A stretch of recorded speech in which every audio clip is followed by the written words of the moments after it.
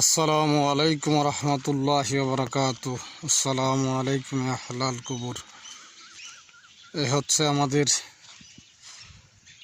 বরইতলা কবরস্থান। এখানে অসংখ্য মানুষ, অনেক আলেম ওলামা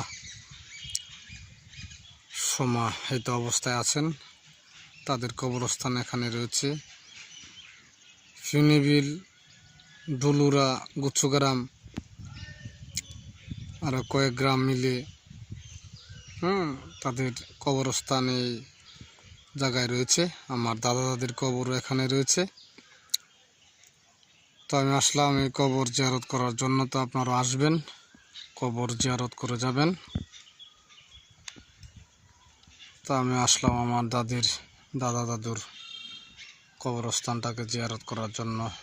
আল্লাহ তাআলা এই কবরবাসীকে যেন জান্নাত নসিব করেন। এই রমজান মাসের উসিলায় আল্লাহ তাআলা যেন তাদেরকে জান্নাতুল ফেরদাউস দান করেন। আমরা এক সময় জানি না কোন সময় আমরা এই কবরের বাসিন্দা হয়ে যাই। আল্লাহ তাআলা আমাদেরকে সঠিক বুঝ এবং সঠিক পথে চলার তৌফিক দান করেন, কবরের সম্বল জোগাড় করার তৌফিক দান করেন। এটা হচ্ছে আমার দাদি এবং দাদার কবরস্থান। এখানে আমার দাদা দাদি শাহিত অবস্থায় আছেন। তো আজ থেকে প্রায় 30 বছর হয়ে যাবে আমার দাদাকে এখানে কবর দেওয়া হয় এবং আমার দাদিকে 2013 সালে এই জায়গায় সমাহিত করা হয়, দাফন করা হয়। তো সবাই আমার দাদা দাদির জন্য দোয়া করবেন এবং যারা এখানে